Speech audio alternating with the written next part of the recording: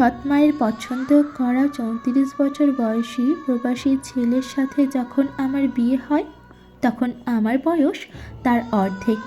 মায়ের মুখের ওপর কথা বলার সাহস ছিল না, বিধায় চুপ করে বিয়ের আসরে বসে যাই আমি।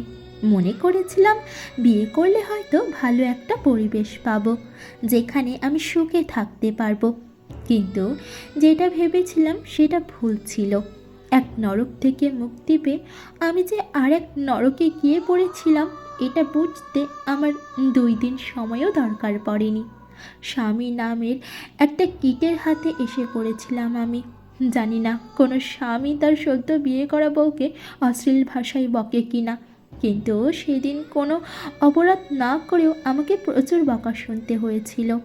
21 দিনের ভয়াবহ দিন কাটানোর পর আমার স্বামী যখন বিদেশে চলে গেল, তখন একটা দীর্ঘ স্বস্তির নিঃশ্বাস ফেলেছিলাম, এই ভেবে যে অন্তত কারো বকা আর মাইর খাওয়া লাগবে না। কিন্তু আমার ভাগ্য যে আমার জন্মের পর থেকেই আমার বিপক্ষে, সেটা আমার মনে ছিল না। উনি যাওয়ার পর থেকেই আমার দেবর আর আমার ননদের বড় ছেলে আমাকে সেক্সুয়ালি হ্যারাসমেন্ট করতে থাকে।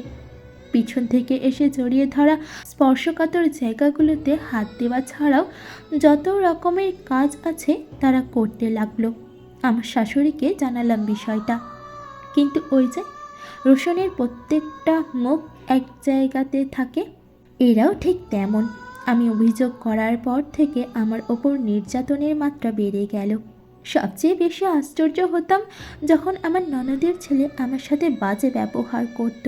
শাশুড়িকে জানানোর পর যখন কোনো কাজ হলো না, সিদ্ধান্ত নিলাম আমার স্বামীকে বিষয়টা জানাবো, কিন্তু সেটাও হলো না।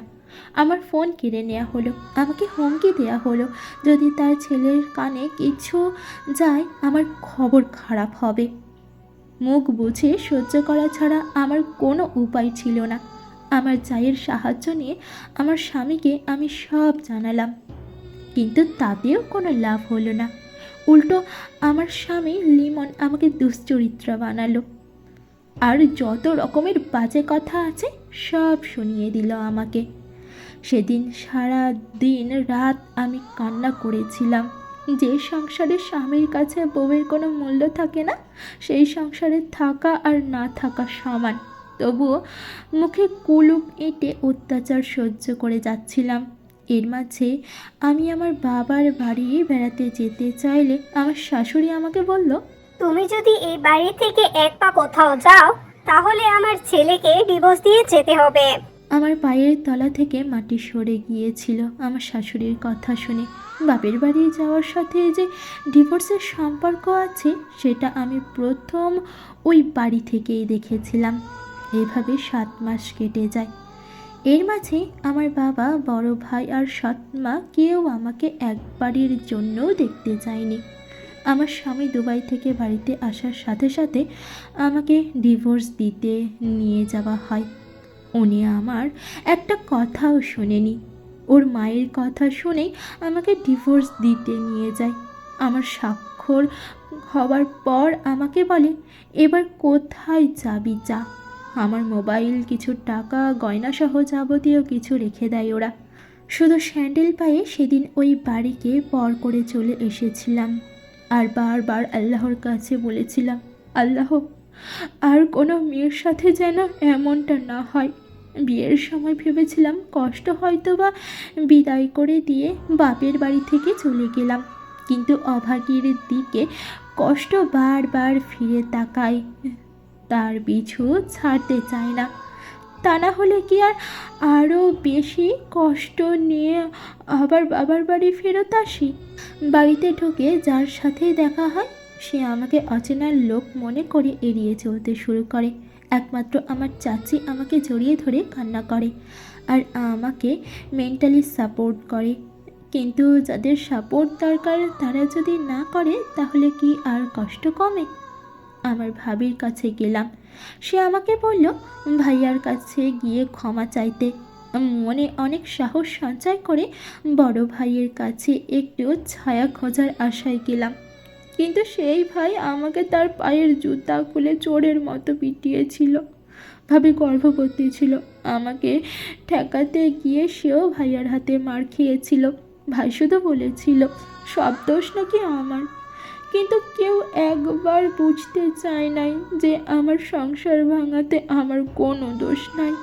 আবার সেই উঠতে বসতে সৎ মায়ের খোঁচা, ভাইয়ের দুর্ব্যবহার, বাবার মুখ গোমড়া করে থাকা, মোটেও ওপর সব কিছুতে জাহান্নামের আগুনের মতো মনে হচ্ছিল।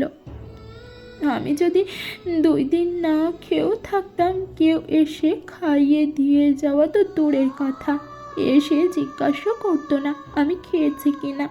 শুধু আমার ছোট চাচি এসে আমাকে খাইয়ে দিয়ে যেত, তবুও সব সময় আসতে পারতো না। আর ভাবি ভাইয়ার কথায় বাইরে আসতে পারতো না। সিদ্ধান্ত নিলাম বাড়ি থেকে দূরে কোথাও চলে যাব, যেখানে আমার কেউ নেই, পরিচিত কেউ নেই। দরকার হলে কাজ করে খাবো কোথাও, তবুও এই নরকে থাকবো না। কিন্তু পারছিলাম না, কিন্তু সেই সাহসটা সঞ্চয় করতে পারছিলাম না, যেটা আমার মা করে দেখিয়েছিল।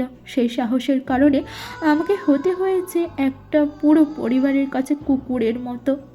যেই সাহসের কারণে আমাকে দেখলে অন্য সবাই নাক ছিটকাতো, সেই সাহসটা আমি দেখাতে না পেরে ওই বাড়িতেই থেকে গেলাম। বেশ অবস্থাপন্ন একটা পরিবারে আমার জন্ম হয়েছিল। শুনেছিলাম একটা মেয়ের আশায় যখন সবাই ছিল তখনই আমার জন্ম।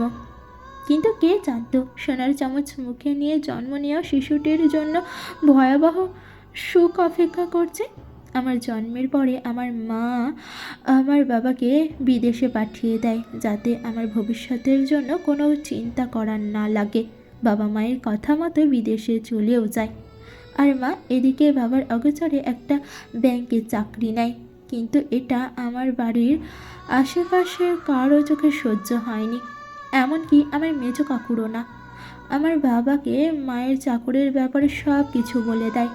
আর সেই দিনই ফোন দিয়ে বাবা মায়ের সাথে প্রচণ্ড ঝগড়া করে এবং মাকে চাকরি ছাড়াতে এক প্রকার বাধ্য করে। মা চাকরি ছেড়ে দিয়ে বাড়িতেই সময় কাটাতে লাগলো। এর মধ্যে বাড়ির পাশে একটা বদ লোকের নজর পড়ে আমার মায়ের ওপর। আমার বয়স তখন 7 বছর। সব সময় লোকটা মায়ের পিছু পিছু ঘুরঘুর করতো। মা যেখানে যাবে সেখানেই যাবে। আমি শুধু মায়ের নীরবে কান্না করা দেখতাম। কাউকে ভয়ে কিছু বলতো না, এটা ভেবে যে অপবাদ বের হয়ে যাবে। অথচ যে লোকটা এই ঘৃণ্য কাজ করতো সেও 2টো বাচ্চার বাবা। একদিকে বড় ভাইয়ের উচ্ছৃঙ্খল জীবনযাপন, অন্যদিকে ওই লোকটার জ্বালাতনে মা যে দুর্বিষহ করে তুলেছিল। এর মাঝে কাটার ওপর বিস্ফোরা হয়ে আসে আমার দুঃসম্পর্কের খালা। সে এসে মাকে বলে যে খালু বিদেশে যাবে, কিছু টাকা লাগবে। টাকার পরিমাণ 5 লাখের মতো। মা তার বোনের মুখের দিকে তাকিয়ে টাকা দেওয়ার কথা বলে, কিন্তু সেটা আমাদের গ্রাম থেকে উচ্চ সুদে নিয়ে। আর সেই সুদটাকেই কাজে লাগায় ওই বদলোকটা। মায়ের কাছে আসার জন্য মাকে 2 লাখ টাকা ধার দেয়। হয়তোবা ভাগ্য এমন ছিল, দুর্ভাগ্যবশত খালু টাকা ধরা খায়। সেটাই হয়ে যায় আমার মায়ের জীবনের জন্য সবচেয়ে বড় টার্নিং পয়েন্ট। সুদের পরিমাণ যখন বাড়তে থাকে তখন লোকটা সারাক্ষণ মায়ের সাথে থাকতো। এক কথায় পরিস্থিতির ফায়দা লুটতে থাকতো। হঠাৎ করে মা চেঞ্জ হতে থাকলো। যেই মা আমাকে কোনো দিন বকা দিত না, সেই মা আমার গায়ে হাত তুলতো যখন তখন। দিন দিন আমার মা ওই লোকটাকে বেশি গুরুত্ব দিতে থাকলো। তখন তো বুঝতাম না কাহিনী কি, এখন বুঝি মা পরকীয়ায় জড়িয়ে পড়েছিল, যেটার বাঁধন থেকে মা বেরিয়ে আসতে পারে নাই। লোকটা আমার বাবার থেকেও সুদর্শন ছিল। সেই সৌন্দর্যের মোহ পড়েই হয়তোবা আমার মা সব ফেলে তার হাতে হাত রেখেছিল। মায়ের ভুলের কারণে সুদের টাকার পরিমাণ এতটাই বেড়ে গিয়েছিল যে শেষমেশ আমাদের বাড়িটাও বিক্রি করে দেওয়া লাগে। কারণ ততদিনে আমার বাবা আমাদের জন্য টাকা পাঠানো বন্ধ করে দিচ্ছে। আমাদের বাড়িতে আমরাই ভাড়া থাকতে লাগলাম। একটা অসাধারণ অনুভূতি তৈরি হলো তখন। এসবের মাঝেই একদিন কাবিন করে মা সেই লোকটার সাথে সম্পর্কে জড়িয়েছিল তাকে বিয়ে করে ফেলে। গিফট হিসাবে আমি গেলাম মায়ের সাথে। মা আমাকে অনেক বোঝাতো যে লোকটাকে যেন বাবা বলে ডাকি, কিন্তু আমি কোনো সময়ের জন্য ডাকতাম না। ছোটবেলা থেকেই অভ্যাস ছিল মায়ের সাথে ঘুমানোর, তাই মাকে বাদে আমি ঘুমাতে পারতাম না। তাই মায়ের নতুন করে আবার বিয়ে হওয়ার পরে আমি তার সাথেই ঘুমাতাম। কিন্তু সবাই কি আর এটা সহ্য করে? একদিন মা আমাকে থাপ্পড় দিয়ে রুমের বাইরে বের করে দেয়। সেদিন সারা রাত দরজায় কড়া ধরে আম্মা আম্মা করে চিল্লাইছিলাম, কিন্তু আমার ডাকে মায়ের মনে একটুও মায়া জন্মায়নি। সেদিন কান্না করতে করতে কখন যে ঘুমিয়ে গেছিলাম টেরই পাইনি। ভোরে যখন মা ডাক দিল তখন আমি উঠেছিলাম। এরপরে মা আমাকে তার সাথে নেওয়া শুরু করে আবার, কিন্তু তাদের দুইজনের পৈশাচিক বিনোদনের সাক্ষী হওয়া লাগছে বহুবার। এরপরে লজ্জাতে আমি মায়ের সাথে ঘুমানো বন্ধ করে দিই। মা যেই লোকটাকে বিয়ে করে তার ভেতর যথেষ্ট মায়া ছিল, কারণ আমি যখন যা চাইতাম তখন তাই দেওয়ার জন্য রেডি থাকতো। লোকটার আগের বউটা কোনো একটা কারণে বোবা হয়ে গিয়েছিল আর প্রচণ্ড রকমের অসুস্থ ছিল। মহিলাটি নীরবে কান্না করত, কারো কাছে কোনো রকম বিচার চাইতো না। মহিলাটি ছিল ওই বাড়িতে একটা পরিত্যক্ত রুমের মতো, যেখানে মানুষ ইচ্ছা হলে ঢোকে, না হলে না। তেমনি ওনাকেও সেবা যত্ন কম করা হতো, ইচ্ছা করে কেউ তাকে দেখতো, না হলে না। একদিকে মায়ের বাজে ব্যবহার, আর বাবা তো এক প্রকার ভুলে গেছিল। সবার অযত্নে ঝোপে জন্ম নেয়া ভাটি ফুলের মতো বড় হতে থাকলাম। 10 বছর পর আমার প্রবাসী বাবা দেশে আসে, আমার জন্য না, নিজের জন্য, তার পরিবার তৈরি করার জন্য। বাবা দেশে আসলে মা এবং লোকটা আমাদের এলাকা ছেড়ে তার নিজস্ব বাড়িতে চলে যেতে চাইল। বুদ্ধিটা অবশ্য মায়ের নতুন স্বামীর ছিল, আর এই যাওয়াতে মাকে একটা শর্ত জুড়ে দেয়, যেটা হলো তিনি আমাকে তার বাড়িতে নেবেন না। মা সেই শর্ত মেনেও নেয়, আর আমাকে কোনো একটা উপায়ে আমার বাবার কাছে পাঠিয়ে দেয়। বড় ভাই তখনও বিদেশ, থাকলে হয়তো বা আমাকে তাদের বাড়িতে রাখতো কিনা জানি না। বাড়িতে এসেই বাবা বিয়ে করে। এবার এসে বললাম সৎ মায়ের সংসারে। বাবা আমার সাথে কথা বলতো না, নতুন মাও না, বোবার মতো দিন যাপন করা লাগতো। প্রথম প্রথম অনেক কেয়ার করে টিফিন বানিয়ে আমাকে স্কুলের পথে পাঠিয়ে দিত। রাস্তায় ভাড়ার টাকা থুতু দিয়ে গুনে দিত, যাতে একটা টাকাও বেশি না যায়। আমাকে দিয়ে তিনি কোনো কাজ করাতেন না, কিন্তু দিন শেষে ঠিক ওই খোঁটা দিতেন, এই বলে যে আমি কোনো কাজ করি না কেন। মানসিক অত্যাচার করতে থাকেন তিনি আমার ওপর। রাস্তাঘাটে কেউ যদি ডিস্টার্ব করতো, বাড়ি এসে বললেন নতুন মা আমাকে বকা দিত। এটা বলতো মা যেমন তার মেয়েও তেমন, নতুন নতুন নাগর না ধরলে তোদের দুটোর একটারও ভালো লাগে না। নীরবে কান্না করা ছাড়া কোনো উপায় আমার হাতে ছিল না। আমি একটা মেয়ে, যেখানে আমার কারোর সাথে চোখে চোখ রেখে কথা বলাও পাপ। কোনো সাহায্য করার লোক ছিল না, বাবার সাথে কথা বলার কোনো সুযোগ ছিল না। তিনি সকালে বের হতেন, রাতে আসতেন। যদি কখনো মাকে বলতেন আমি কেমন আছি, নতুন মা একগাল হেসে দিয়ে বলতো, ওরে তো নিজের মেয়ের মতোই রাখি, ও ভালো থাকবে না তা কে থাকবে। কখনো যদি হাসি মুখে বাবার সাথে কথা বলার চেষ্টা করতাম, বাবা অন্যদিকে তাকিয়ে চলে যেত। মনে হতো সমস্ত অন্যায় আমি করেছি। এর মাঝে আমার মা আমার 2 বছর কোনো খোঁজ নেয়নি। পরে কোনো একভাবে নাম্বার পেয়ে মা আমার খোঁজ নেওয়া শুরু করে। আমার একটা বদ অভ্যাস ছিল, আমি কম দামি জামা কাপড় পরতে পারতাম না, কেমন জানি লাগতো। অবশ্য দোষটা আমার মায়ের, সেই আমাকে দামি জামা কাপড় গায়ে দেওয়ার লোভ জাগিয়েছিল। এইটা মায়া জানতো বলে সুযোগ পেলেই আমার জন্য অনেক জামা কাপড় কিনে নিয়ে দিয়ে যেত। সবার অগোচরে মাকে জড়িয়ে ধরে রাখতাম অনেকক্ষণ। মন চাইতো তাকে সারা জীবন এভাবে ধরে রাখি, কিন্তু সেই সাধ্য কি আর ছিল? বছরের 2টা ঈদেই আমার নতুন মা আমার জন্য কেনাকাটা করত, অনেক দামি কাপড় কিনে দিত। সেগুলো আমার মা অন্যদের দিয়ে দিত। সেই কাপড় নতুন মা আমাকে কিনে দিত, অথচ বাবার ইনকামের তখন লাখের ওপর। বাবা তো সেদিকে কোনো খেয়ালই নেই, শুধু এই খোঁজটাই নিত যে আমি বেঁচে আছি কিনা, হয়তো বা মরে গেলেই বেটার হতো। বোঝা হয়ে বেঁচে থাকা লাগতো না। আল্লাহর কাছে প্রশ্ন করতাম, কেন আমাকে ছেলে বানিয়ে দুনিয়াতে পাঠালে না? কেন এত কষ্ট আমাকে দিল আল্লাহ? আমি কি এত কষ্ট ভোগ করার মতো মানুষ? তারপরও আল্লাহর সহায় চাইতাম, কারণ তিনি ছাড়া আমাকে দেখার মতো কেউ নাই। যারা আছে তারা নিজস্ব সুখ শান্তি আদায় করতে ব্যস্ত। তারা আমাকে তাদের অস্তিত্ব মনে করতো কি না সেটা নিয়ে আমি সন্দিহান ছিলাম। হয়তোবা দায় ঠেকানো ভালোবাসা বা দায়িত্ব রক্ষা করা ভালোবাসা ছিল এইগুলো। জানি না সেগুলো কি ছিল। আমার বাবা আবারও বিদেশে চলে যায়। তারপর আমার একটা অসুখ হয়, অ্যালার্জিজনিত সমস্যার কারণে পায়ের অবস্থা খুব খারাপ। ঔষধের কথা ভয়ে বলতে পারতাম না। অবস্থা খারাপ দেখে আমার দাদি আমার নতুন মাকে বোঝালো। তিনিও তার দায়িত্ব পালন করলেন, একটা ফার্মেসি থেকে কিছু অ্যালার্জির ঔষধ নিয়ে এসে। সেগুলো খেয়ে আমার অসুখ তো কমলই না, বরং বেড়ে গেল। আমার শরীর ক্রমশ দুর্বল হয়ে যাচ্ছিল। একটা সময় মনে হতো মরেই গেলাম।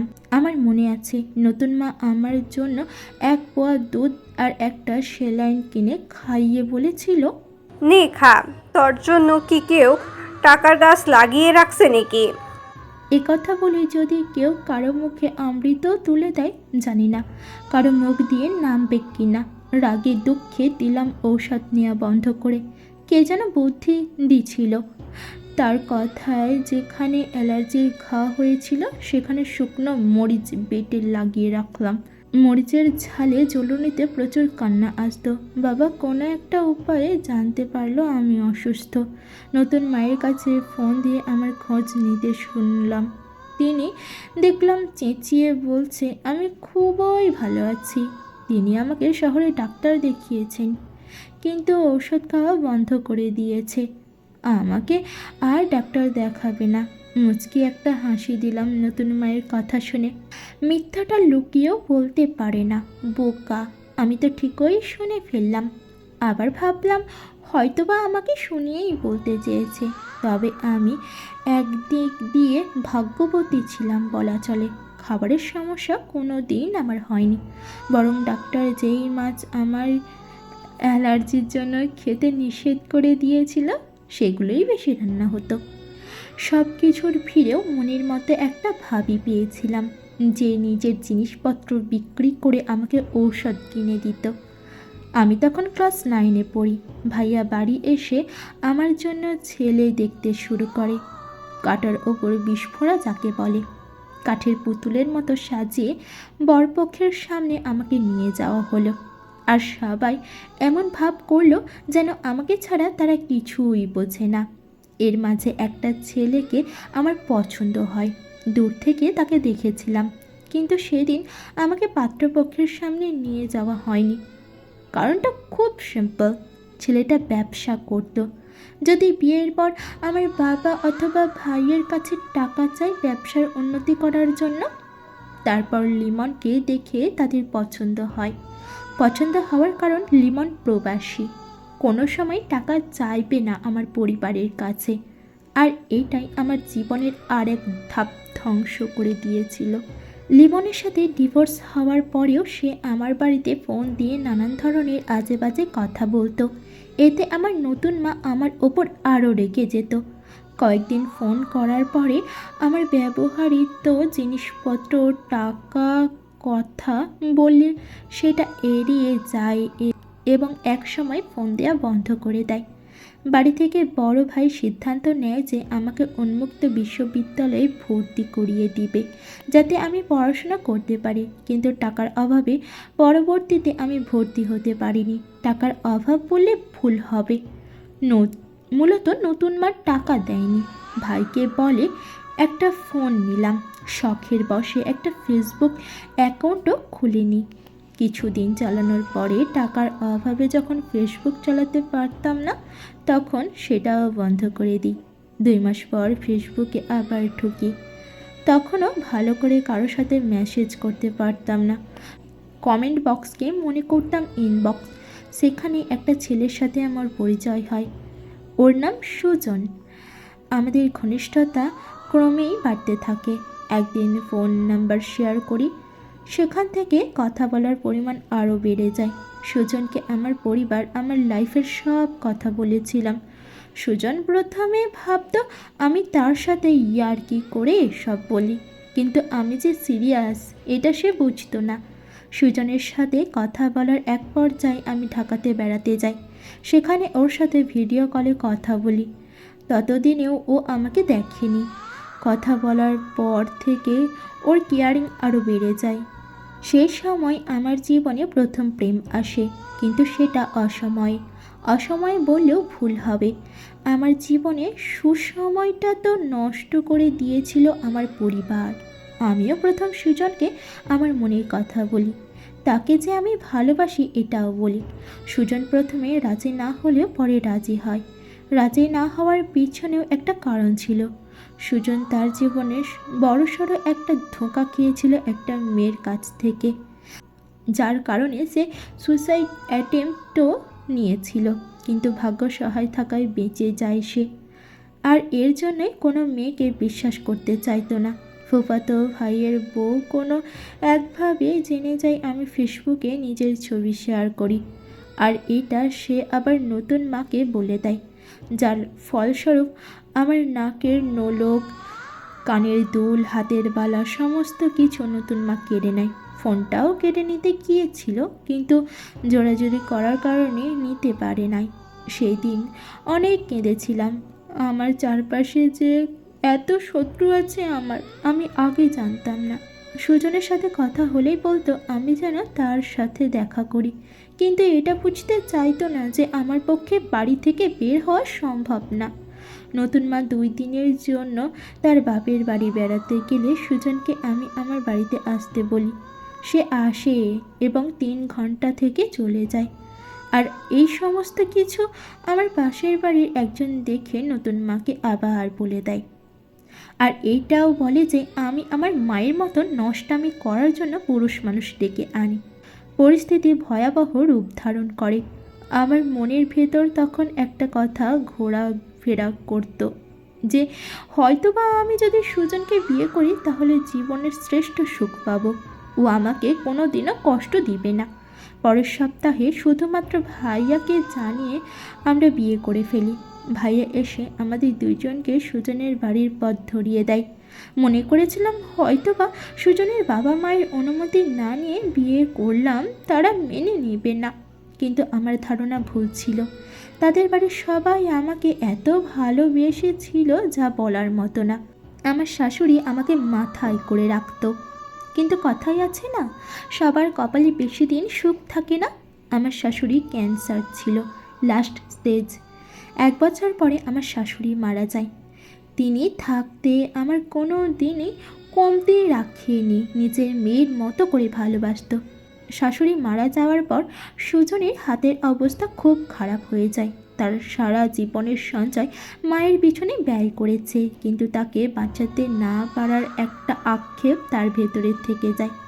আমি সুজনকে বলেছিলাম আল্লাহ যাকে যতদিন হায়াত দিচ্ছে তিনি তার বেশি দুনিয়ায় থাকেন না। মায়ের মৃত্যুর মানসিকতায় প্রচণ্ড হতাশ হয়ে পড়ে সুজন। হয়তোবা আমার ভালোবাসায় তাকে ডিপ্রেশন থেকে ফিরিয়ে এনেছিল। অফিস করতে সুবিধা হবে ভেবে সুজন তার বাড়ি ছেড়ে একটা ফ্ল্যাট ভাড়া করে। আমাদের 2 জনের জন্য সেটা খুব ভালো ছিল। ছাদের এক কর্নারে 2টা রুমের একটা ঘর।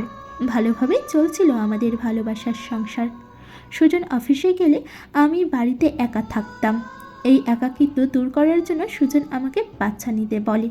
আমি প্রথমে রাজি ছিলাম না, কিন্তু তার চাপে নিতে বাধ্য হই। বাচ্চা পেটে আসার পর সুজনের কেয়ারিং আমাকে মুগ্ধ করে। অফিস থেকে ফিরে প্রায় দিনই আমার পছন্দের খাবার রান্না করে খাওয়ানো, কাপড় ধুয়ে দেওয়া, ঘর মোছা থেকে শুরু করে যাবতীয় কাজ করে দিত সুজন। নিজে নিজে হাসতাম আর আল্লাহকে ধন্যবাদ দিতাম। এই জীবনে যদি আমাকে আরও কিছুদিন আগে দিত, তাহলে কি আর আমার এত কষ্ট সহ্য করা লাগতো? 9 মাসের মাথায় আমি একটা মেয়ে সন্তান জন্ম দিই। সেটা আরও আশীর্বাদ হয়ে আসে আমার জন্য। আমার বাবা ভাই আমার খোঁজ নিতে শুরু করে। তাদের মর্মত্ববোধ তখন আমাকে মুগ্ধ করত। এর মাঝে নতুন এক ঝামেলা তৈরি হয় আবার। আমার ননদ আমার পিছনে লেগে যায়। পিছে লাগার কারণটা অতি সাধারণ। আমার শ্বশুর আমার মেয়ের জন্য জামা কাপড় কিনে আনলে আমার জন্য একটা কিনে আনতো। সেটাই আমার ননদের সহ্য হতো না, কারণ আমার শ্বশুর আমার ননদকে সেই সময় কিছু দেয়নি কেন। আরও একটা কারণ ছিল, সেটা হলো ও বয়সে ছোট হওয়ার একটু উপদেশ দিতাম। নানান ধরনের কটূক্তি করে আমার আর সুজনের মাঝে ঝামেলা বাড়ানোর চেষ্টা করত। কিন্তু তার আমাদের মাঝের বর্নিং সম্পর্কে ধারণা ছিল না। 2 মাস পর তার বিয়ে হয়ে যায়। আমিও স্বস্তির নিঃশ্বাস ফেলি। এখন আমার মেয়ে আর সুজনকে নিয়ে আমার সুখের সংসার। একটু আর্থিকভাবে সমস্যা থাকলেও ভালোবাসার সংসার, সুখে আছি। সবচেয়ে বড় কথা, প্রতি বছর আমার মা আমার সাথে দেখা করতে আমার বাসায় আসে। আমি তাকে ফেরাতে পারিনি, কারণ মা তো মাই, হাজার হোক সে আমাকে জন্ম দিয়েছে। মা আসলে আমি আলাদা তার সাথে ঘুমাই। তার গায়ের গন্ধ আমার এখনও আগের মতোই ভালো লাগে। শুধু বাবার শূন্যতা উপলব্ধি করি। গল্পটা আমার এক ঘনিষ্ঠজনের। আমার জানা মতে আসলেই তিনি জীবনে প্রচণ্ড কষ্ট করেছেন, কিন্তু বর্তমানে তিনি তার স্বামী আর মেয়েকে নিয়ে সুখেই আছেন। তাদের জন্য দোয়া করবেন যেন তারা সারা জীবন সুখে থাকে এবং সকল বিপদ থেকে দূরে থাকে।